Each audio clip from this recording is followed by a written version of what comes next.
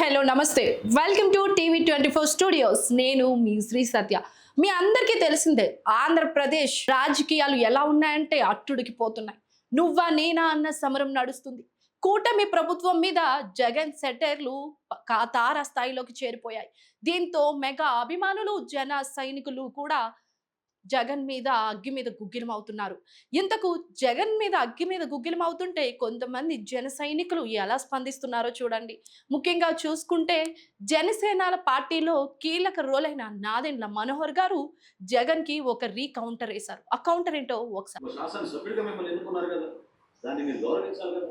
ఇవన్నీ విస్మరించి కేవలం ఇట్లా ప్రెస్ మీట్లు పెట్టి మీ క్రిమినల్ మైండ్ అంటే నేను అనేది ఈరోజు పవన్ కళ్యాణ్ గారిని ప్రత్యేకంగా టార్గెట్ చేయాల్సిన అవసరం దీనికోసం వచ్చిందంటే తన రాజకీయ ప్రస్థానంలో ఈ విధంగా ఆయన ఓకే, మీరు ఇక్కడ చూసుకుంటే నాదెండ్ల మనోహర్ గారు జగన్ మీద సెటైర్ వేశారు. ఆ సెటైర్ ఏంటంటే కోడికత్తికి ఎక్కువ గొడ్డలికి తక్కువ. కక్షాపూరితమైన నేర చరిత్ర కలిగిన రాజకీయాలు వైఎస్ఆర్సీపీ పార్టీ వాళ్ళు చేశారని, అందుకే జైలుకు వెళ్తున్నారని మరికొంతమంది అంటున్నారు. జగన్ వేసిన సెటైర్లకు జనసేన నాయకులు మెగా అభిమానులు బొగ్గుమంటున్నారు. ఈరోజు అదే టాపిక్ గురించి మనతో మాట్లాడడానికి జనసేన నాయకులు సంపత్ గారు ఉన్నారు. ఒకసారి ఆయన్ని కాల్లోకి తీసుకుని దీని గురించి మాట్లాడదాం. Hello, good afternoon sir. మేము టీవీ 24 స్టూడియోస్ నుంచి మాట్లాడుతున్నాం. Good afternoon. చెప్పండి అమ్మా. సంపత్ గారు, నిన్న జగన్ పెట్టిన ప్రెస్ మీట్ లో మీ అధినేత పవన్ కళ్యాణ్ గారిని తెలిసిన విషయమే మీకు కార్పొరేటర్కి ఎక్కువ ఎమ్మెల్యేకి తక్కువ అన్నారు. దాని గురించి మీ స్పందన ఏంటి? జగన్ గారి గురించి ఎంత తక్కువ మాట్లాడుకుంటే అంత మంచిది. ఆ మధ్య కాలంలో ఇతను ఎవరు కేహెప్పాల్ లెక్క జోకర్ లెక్క ఇప్పుడు జగన్ గారి ఆ స్థానాన్ని భర్తీ చేయాలని బీడ్ చేస్తున్నారు. జగన్ గారు ఒకవేళ రాజశేఖర్ రెడ్డి అనే ఒక వ్యక్తి లేకపోతే కార్పొరేట్ కాదు, వార్డు మెంబర్ గా కూడా పనికిరానాయన జగన్. ఆయన ఎక్కడ మాట్లాడాలో, ఎక్కడ నవ్వాలో, ఎక్కడేం చేయాలో పాపం అతనికి తెలియదు. అతని గురించి ఏం మాట్లాడమంటారండి సత్య గారు? మీరు కూడా కాల్ చేసి పాపం అతని గురించి స్పందించమంటే ఇప్పుడు నేను అతనికి రాజకీయ కౌంటర్ లెక్క కూడా అబ్బా సంపత్ నా గురించి బాగా పొగుడుతున్నాడు కావచ్చు ఉస్మాన్ యూనివర్సిటీ నుంచి అనుకుంటా, దానికి కూడా నవ్వుతాడు అని. అతనికి ఏం చెప్తామండి? పాపం ఇంట్లో వాళ్ళందరినీ తన్ని ధర్మేసిండు. చెల్లెకి ఇవ్వాల్సిన ఆస్తి అని పాపం చెల్లెనే పాపం ఆమెమో అడిగి అడిగి అడిగి ఆమెను మోసం చేసిండ్రు. తల్లిని ఇంతకు ముందు గౌరవ అధ్యక్షురాలు ఎక్కుంటే పాపం అందరి ముందు ఏం చేసిండ్రు, రాజీనామా చేపించేసి పంపించేసిండు. దాని తర్వాత ఓటమి పాలైండు 175 అన్నాడు. దరిద్రం కాకపోతే 11 ఇచ్చిండ్రు. నాకేమో ఏంది ప్రతిపక్ష హోదా ఏమని ఏడుస్తాడు. ఏందో అంటే రాజ్యాంగం అంటే ప్రజలు వేసిన ఓట్లు అంటే అతనికి ఏం మాట్లాడాలి పాపం అతని గురించి? చెప్పండి సత్య గారు. మీరు కూడా పాపం పొద్దున అతన్ని నవ్వుకుంటూ ఉంటారు కదా, చెప్పండి సత్య గారు. ఇంకా సరే సార్, అంటే సంక్షేమం అన్న పదం కూడా మాజీ ముఖ్యమంత్రికి రావడం లేదని సోషల్ మీడియాలో రకరకాలుగా ట్రోల్ జరుగుతున్నాయి. దాని గురించి మీరు ఏమంటారు? మేడం సత్య గారు, ఒకసారి కూటమి ప్రభుత్వాన్ని చూడండి. ఎన్డీఏ ప్రభుత్వాన్ని అక్కడ బ్రహ్మాండంగా పనిచేసుకుంటూ వెళ్తున్నారు. No doubt at all. Pawan Kalyan గారు ఈవెన్ ఫీవర్ వచ్చినా జ్వరం వచ్చినా గానీ ఎక్కడ తగ్గకుండా తన పనులు తాను చేసుకుంటూ వెళ్తున్నాడు. ఏ రాజకీయ నాయకుడు అంటే 75 ఏళ్లలో ఆ మన్యం ప్రాంతాలలో ఎక్కడ శ్రీకాకుళం గాని లేకపోతే ఆ మన్యం ఇది వైజాగ్ సంబంధించిన ఆ ప్లేస్ నాకు ఇంకా తెలియదు కానీ రిమోట్ ఏరియాలలో వెళ్ళేసి వర్షం పడుతున్నా గానీ బురదలలో పని చేసుకుంటూ వాటి అందరికీ వీళ్ళు గత ప్రభుత్వం వైసీపీ ప్రభుత్వం 5 సంవత్సరాలలో చేయని రోడ్లు వేయని పనిని పవన్ కళ్యాణ్ గారు ఆ శాఖను తీసుకొని జస్ట్ ఒక 6 నెలల్లో చేసి చూపించాడండి. అదండి ఇప్పుడు పని చేసేవాడికి నేను ప్రధానంగా ఒకటే మొత్తుకుంటాను. నేను ఎందుకంటే తెలంగాణ ఉద్యమంలో పనిచేసిన పవన్ కళ్యాణ్ దగ్గరికి ఎందుకు పోయినావు అంటే, అరే పని చేసేటోనికి అధికారం ఇవ్వండి భయ్, ప్రజల మధ్యలో ప్రజల కోసం ప్రేమ చూపించేటోనికి ఇవ్వండి. ఇటువంటి నాయకులు కావాలని చెప్పేసి నేను ఇప్పుడు కాదు 2014 కంటే బిఫోర్ నేను చాలా సందర్భంలో చెప్పిన. ఎందుకంటే ప్రజల పైన ప్రేమ ఉన్నోడు, ప్రజల బాధలు తెలిసినోడు, ప్రజల ఆకలిని గుర్తించినోడు, ప్రజల సమస్యకై ముందుండేటోడు నాయకుడు. ఆ నాయకుడు అటువంటి నాయకుని చేస్తే దట్ ఈస్ డిఫరెంట్ ఉంటది. ఉమ్, నేను అందుకనే చెప్తున్నాను, ఇవాళ వైసీపీ ప్రభుత్వం హయాంలో అన్ని సంస్థలను, ఉమ్, ఆఖరికి వస్తే ఎలక్షన్ ఆ మధ్య పాపం కమిషనర్ గారు ఎవరు ఉండే తనను కూడా భయభ్రాంతులకు చేసిండ్రు, ఉమ్, న్యాయ వ్యవస్థను కూడా భయభ్రాంతులకు చేసిండ్రు, నడి రోడ్లపై హత్యలు జరిగినాయి. ఆ ఉమ్, వాళ్ళ గుంటూరులో ఆల్రెడీ అతని ఎమ్మెల్సీ ఎవరైతే ఉన్నో మొన్న అరెస్ట్ కూడా చేసిండ్రు అనుకుంటా. తనని ఏంది కట్టెబెట్టి ఆ బెంజ్ కార్లలో పోతుంటే ఒక ఎమ్మెల్సీని తన పైన దాడి, ఆ కడపలో ఏంది ఆ అమ్మాయిల మిస్సింగ్ కావచ్చు, అంటే అనేక రకాల వ్యవస్థలను నాశనం చేసిన జగన్మోహన్ రెడ్డి గారి గురించి ఇంక ఏం మాట్లాడాలి? పాపం అతనికి ఏం తెలియదు. పాపం అతనికి రాజకీయ శిక్షణ కావాలంటే ఉస్మానియా యూనివర్సిటీకి రమ్మని చెప్పండి. డెఫినెట్ గా అంటే ప్రతిపక్షం అనేది ఉండాలి. పవన్ కళ్యాణ్ గారు కూడా చెప్పిండ్రు ప్రతిపక్షం అనేది ఉండాలి. ఆ ప్రతిపక్షం ఎట్లుంటుందో ఒకసారి ఉస్మానియా యూనివర్సిటీకి రమ్మని చెప్పండి, నేర్చుకోమని చెప్పండి. ఏమైనా ఉన్నా కానీ మేము నేర్పిస్తామండి. ఓకే. కోడి కత్తి గురించి కూడా మీ జన సైనికులు జగన్ మీద సెటైర్లు వేస్తున్నారు, టిట్ ఫర్ టాట్ అని. దాని గురించి మీరేమంటారు? మీ మీడియాకు తెలియనంత మాకెక్కడ తెలుస్తాయండి. కోడి కత్తే కాదు, గొడ్డలి కట్టి ఇంకొకటి ఏమంటారు గొడ్డలి వేటు అని. అరే సీఎం గా ఉండి తన బాబాయిని చంపి వేసిన తనని కూడా, అంటే 5 ఏళ్ళు ఉమ్, ప్రజలు నీకు అధికారం ఇస్తే ఉమ్, కనీసం నీ సొంత చెల్లె, నీ సొంత బాబాయ్ ఆ ఉమ్, తన మర్డర్ కేసును కూడా మీరు ఛేదించలేకపోయారు. అది ఎవరు చేసిందో కూడా మీకు తెలుసు. ఉమ్, ఇంత దారుణమా? తన పైన అనేక కేసులు ఉన్నాయి. ఆ ఈ కేసులకు ఇప్పుడు భయపడి కూటమి ప్రభుత్వం చేస్తున్న మంచి పనులకు ఓర్వలేక ఆ ఉమ్, కింద పెయిడ్ ఛానల్స్ ను కొన్ని పెట్టించుకొని బురద జల్లే ప్రయత్నం తప్పిస్తే, పాపం కాకి లెక్క మొత్తుకున్నాడు తప్పిస్తే కానీ ఇంకొకటి లేదు.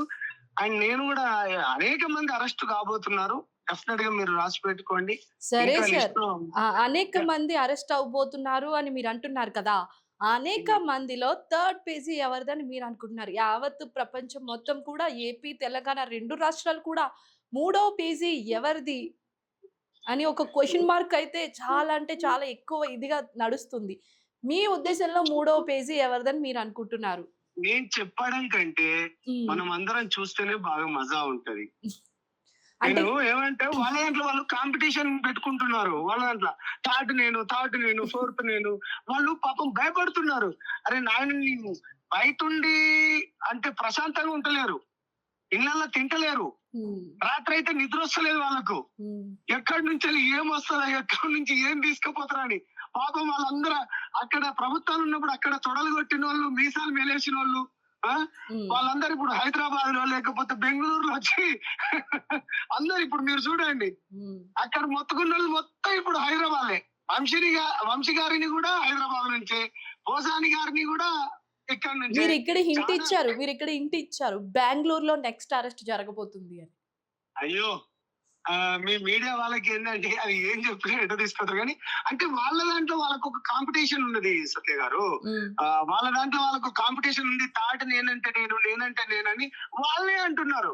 ఉమ్, సార్ నేను బయటికి వెళ్ళి ఇప్పుడు జగన్ గారు ఉంటే బయట ఉంటే జగన్ గారు ఇవన్నీ మాట్లాడమంటున్నారు. ఈ ప్రభుత్వం పైన ఇప్పటికి కూడా అంటే మీలాంటి ఎన్డీఏ మంచి ప్రభుత్వం చేస్తున్న పనులకు కూడా మమ్మల్ని మేము అప్పుడు తప్పులు చేసినాం, మమ్మల్ని ఇప్పటికి కూడా మాట్లాడమంటున్నారు, మా వల్ల అవ్వట్లేదు సార్, దయచేసి మమ్మల్ని కూడా నేనంటే నేను అనుకుంటూ వాళ్ళు పోటీ పడుతున్నారు. చూద్దాం ఆ ఆఫర్ ఎవరికి ఇస్తారో కూడా మీరు షార్ట్లీ చూడబోతున్నారు. ఓకే. సత్య గారు మార్చ్ 14 ఆవిర్భావ సభ తెలంగాణ నుంచి మీరు వెళ్ళబోతున్నారు. దాని గురించి అద్భుతంగా జరగబోతుంది. అంగరంగ వైభవంగా జరగబోతుంది. 10 ఏళ్ళు కష్టపడ్డ తన ఫలితానికి ఎక్కడైతే రాజకీయాలు రావు, 2 చోట్ల ఓడిపోయినరు, బాధపడ్డరు, ఇతను ఊగిపోతాడు, ఆవేశంతో ఊగిపోతాడు అనే వాళ్ళ అనేక గొంతులకు ఇవాళ చెంపపెట్టు ఇవాళ పవన్ కళ్యాణ్ గారు ఈ దేశంలో ఎక్కడికెళ్ళినా బ్రహ్మరథం పడుతున్నారు తనకి. ఎక్కడికి వెళ్ళినా ఈవెన్ మహారాష్ట్ర రాజకీయాల్లో కానీ, మహారాష్ట్రకి వెళ్ళినా గానీ, లేకపోతే మొన్న తమిళనాడుకు వెళ్ళినా గానీ, లేకపోతే ఢిల్లీలో గానీ, ఇలా కేంద్ర ప్రభుత్వంలో గానీ తనదైన మార్క్, తనదైన ముద్రను చూపించుకుంటున్నాడు. ఇది నిజంగా చెప్తున్నాం, ఇది ఒక మెట్టు మాత్రమే. ప్రజలకు మంచి పరిపాలన ఇవ్వడమే మా జనసేన పార్టీ కావచ్చు, లేకపోతే ఎన్డీఏ కూటమిది. ఇది ప్రధానం అండి మాకు. ఓకే. మీరు అంటున్నారు కదా! ఇప్పుడు ఏపీలో బలోపేతమయ్యి చాలా బాగా ముందుకెళ్ళిపోతుంది మీ జనసేన పార్టీ. మరి తెలంగాణలో ఎప్పుడు బలోపేతం కాబోతుంది? తెలంగాణలో ఆల్రెడీ మా నాయకులు, ముఖ్య నాయకులు ఎవరైతే ఉన్నామో వాళ్ళందరూ ఆల్రెడీ కూర్చున్నామండి. ఆల్రెడీ మాట్లాడుకుంటున్నాం. నెక్స్ట్ జీహెచ్ఎంసీ ఎలక్షన్స్ కూడా రాబోతున్నాయి. హ్మ్. లాస్ట్ టైం ఎట్లా మనం కాంటెస్ట్ చేయలేదు. ఎందుకంటే మన బీజేపీ మిత్రులు కొంతమంది అడిగేసరికి ఆహ్, పెద్దలు బీజేపీ పెద్దలు కొంతమంది అడిగేసరికి, ఎందుకంటే అప్పుడు డ్రాప్ అయినాం గానీ, హ్మ్. ఈసారి అటువంటివి ఉండదు. జీహెచ్ఎంసీ ఎలక్షన్స్ గానీ, ఇప్పుడు తెలంగాణలో ఏ ఎన్నికలు ఉన్నా గానీ జనసేన పార్టీ పోటీ చేయబోతుంది. అదే విధంగా పార్టీని ముందుకు తీసుకెళ్లే క్రమంలో శంకర్ గౌడ్ అన్న కావచ్చు, లేకపోతే రామ్ తల్లూర్ అన్న, మహేందర్ అన్న, హ్మ్. మేమందరం అలాంటి ముఖ్య నాయకులు అందరం కూడా కూర్చొని దీని పార్టీని ముందుకెళ్లే విధంగా మేము ఇక్కడ ఆల్రెడీ అనేక సమస్యల పైన పోరాడుతూనే ఉన్నాం. సత్య గారు, మీరు కూడా ఆల్రెడీ చూస్తున్నారు. హ్మ్. మొన్న ఒక నిమ్స్ హాస్పిటల్లో జరిగిన ఇష్యూ కావచ్చు, లేకపోతే మియాపూర్ ఇష్యూ కావచ్చు, లేకపోతే ప్రజల మధ్యనే ఉన్నాం, ప్రజల మధ్యలో కొట్లాడుతున్నాం. ఎందుకంటే ఏ రాజకీయ పార్టీ అయినా ఉనికిని కాపాడుకోవాలంటే వాళ్ళు ప్రజల మధ్యలో ఉండాలి. ప్రజల మధ్యలో ఎప్పుడైతే ఉంటారో డెఫినెట్ గా వాళ్ళు లీడర్లుగా అవుతారు. డెఫినెట్లీ ప్రజల గురించి ఇంకా జనసేన పార్టీ ఇంకా బలంగా వెళ్లాల్సిన అవసరం ఎంతైనా ఉందండి. ఓకే. ఇప్పుడు 14వ తారీఖున భారీ చేరికలు ఉండబోతున్నాయి అని వార్తలు వినిపిస్తున్నాయి. నిజంగానేనా? భారీ చేరికల కంటే చాలా మంది ఇవాళ ఏంటిదంటే, హ్మ్.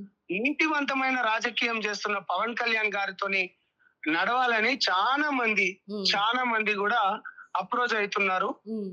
అదే విధంగా వైసీపీలో మేము చేసిన పాపాలను పోగొట్టుకోవాలి, ఎందుకంటే ప్రజలకు ఇప్పటికైనా మనం మంచి చేయాలని. హ్మ్. ఆ హ్మ్. ఆ, ఎందుకంటే ఒకే ఒక పార్టీ ప్రజలకు ఏమైనా మంచి చేస్తున్నాడంటే, ఒకే ఒక నాయకుడు ఎవరైనా ఉన్నాడంటే ఆ ఇవాళ డెఫినెట్ గా పవన్ కళ్యాణ్ గారి పార్టీ జనసేన పార్టీ అనుకొని అది ఉంది. ఆల్రెడీ మనోహర్ అన్న కూడా పవన్ అన్నకు మంచిగా చేసుకుంటూ కూడా వెళ్తున్నాడు. కాబట్టి డెఫినెట్ గా ఈ ఈ 14 మార్చి 14న పెద్ద ఎత్తున చేరికలు కూడా ఉండబోతున్నాయి మేడం. ఓకే. ఫైనల్‌గా వైసీపీ నాయకులకి సంపత్ గారు ఏం కౌంటర్ ఇవ్వబోతున్నారు? వాళ్ళ సంధి రాజకీయ నాయకులే కాదండి. రాజకీయ నాయకులు ఏంటంటే ఇప్పుడున్న యువతకు హ్మ్. ఆ వ్యవస్థల పైన హ్మ్. ఏ విధమైన పోరాటాలు చేయాలి, వ్యవస్థలు ఎంత మంచిగా చేసుకుంటూ పోవాలి, హ్మ్. రాజకీయ నాయకుల కంటే ఒక 10 కాలాలు అరే ఏం చేసిండు ఆ నాయకుడు అనే విధంగా ఉండాలి గాని, హ్మ్. అరే ఇటువంటి విధవలు ఎందుకున్నారు, దేనికి, అరే ప్రతిదీ వాళ్ళ తొండి గీ పెడతారు. హ్మ్. ప్రతిదీ వాళ్ళ ఒక డిఫరెంట్ కేటగిరైజ్డ్ వాళ్ళకు. హ్మ్. ప్రతి దాన్ని రాద్ధాంతం చేయడం, ప్రతి దాన్ని అక్కడ సబ్జెక్ట్ లేకపోయినా ఆ సబ్జెక్ట్ వీళ్ళని రాజకీయ నాయకులను కూడా అన్నారు. నిజంగా ఇవాళ ఆ ప్రాంతం అంత వెనుకబడడానికి కూడా కారణం కూడా ఇటువంటి నాయకులు ఉన్నారు కాబట్టి డెఫినెట్ గా చెప్తాను, వాళ్ళ గురించి ఎంత తక్కువ మాట్లాడుకుంటే మనకు అంత ఆయుష్ పెరుగుతుంది. అండ్ ఇంకొకటి ఏంటంటే అంత ఆరోగ్యంగా ఉంటాం. వాళ్ళ గురించి చెడుకు మా నాన్న ఎప్పుడు చెప్తుంటాడు, చెడుకు దూరంగా ఉండరు బిడ్డ, లేకపోతే నీ మైండ్ అంతా ఖరాబ్ అవుతుంది, లేకపోతే నీ బ్రెయిన్ అంతా ఖరాబ్ అయ్యి నీ మనసు మీద పడి నీ గుండె కూడా కొట్టుకోవడం ఆగిపోతాను. చెడు వ్యక్తులకు గాని, చెడు వ్యవస్థకు గాని, చెడు రాజకీయ పార్టీలకు గాని దూరంగా ఉండడం ప్రజలకును ముఖ్యంగా మాలాంటి వాళ్ళకు కూడా అది డెఫినెట్లీ అది మంచిది. వాళ్ళ గురించి ఎంత తక్కువ మాట్లాడుకుంటే, హ్మ్. వాళ్ళ గురించి మాట్లాడుకొని కూడా వేస్ట్. గతంలో అనేక సోషల్ మీడియా యూట్యూబ్ ఛానల్ తో ఒకడు ఆ మధ్యలో ఎవడో రా అనుకుంటుండేటోళ్ళు ఇవాళ శ్రీరెడ్డి లాంటి వాళ్ళు కావచ్చు, లేకపోతే పోసాని లాంటి వాళ్ళు కావచ్చు, లేకపోతే వాడెవడో ఉండేటోడు ఇంట్లోకి వెళ్ళి ఎత్తుకోబోతా అంటాడు. వాడు ఏం ఎత్తుకోబోడో ఏమో, వాడిని తీసుకోపోయి వాడి పాపం వాడు జైల్లో పెడితే వాడు ఎంతో అంటే ఇక మిగతా నేనేం మాట్లాడలేను. ఇటువంటి రకమైన పాలన చేసేటోనికి హ్మ్. అంటే గతంలో నేను కూడా ఎక్కడ లాస్ట్ టైం నేను సభకు వెళ్తే కనీసం రోడ్లు ఒక హాఫ్ అన్ అవర్ రోడ్డుకు దాటడానికి గుంతలమయమైన రోడ్లు అవి. హ్మ్. డెఫినెట్ గా అటువంటి వ్యవస్థ, అటువంటి రాజకీయ పార్టీ గురించి ఎంత తక్కువ మాట్లాడుకున్నా అంత మంచిది. బ్రహ్మాండంగా ఇలా ఎన్డీఏ ప్రభుత్వం, కూటమి ప్రభుత్వం చాలా మంచి పనులు చేసుకుంటూ పోతుంది. పవన్ కళ్యాణ్ గారు ఆల్రెడీ చెప్పారు, ఇది 15 సంవత్సరాల వరకు డెఫినెట్ గా కూటమి ప్రభుత్వం ఇట్లనే అధికారంలో కూడా ఉండబోతుందని చెప్తున్నారు. కాబట్టి మంచి జరుగుతుందని నేను అనుకుంటున్నాను సత్య గారు. Okay sir. Thank you sir. Thank you so much. ఇంతకు జగన్ మాట్లాడింది కరెక్టా? రాంగా? ఎందుకు అంటే ఒక డిప్యూటీ సీఎం పవన్ కళ్యాణ్ ఒక గౌరవప్రదమైన పొజిషన్లో ఉన్నారు. అలాంటి డిప్యూటీ సీఎంని కార్పొరేటర్కి ఎక్కువ, ఎమ్మెల్యేకి తక్కువ అన్న మాట ఇప్పుడు యావత్తు ఆంధ్రప్రదేశ్ జన సైనికుల్ని, మెగా అభిమానులను కలిచివేస్తుంది. మరి దీని ప్రభావం ఎలా ఉండబోతుందో రాబోయే రోజుల్లో చూడాల్సిందే. జగన్ మాట్లాడిన మాటలకు మెగా అభిమానులు, మెగా సైనికులు ఎలా స్పందిస్తారో అయితే ఇది కూడా ఎదురు చూడాల్సిందే. మొత్తానికి జగన్ మాట్లాడిన మాటలకి రీకౌంటర్లు అయితే బాగా వస్తున్నాయి. మీరు జగన్ మాట్లాడింది రైట్ అనుకుంటున్నారా, రాంగ్ అనుకుంటున్నారా? ఈ వీడియో కింద కామెంట్ చేయండి. మీ కామెంట్స్ కోసం మా 24 స్టూడియో ఎప్పుడు వెయిట్ చేస్తూనే ఉంటుంది. Thanks for watching. Stay tuned to 24 studios.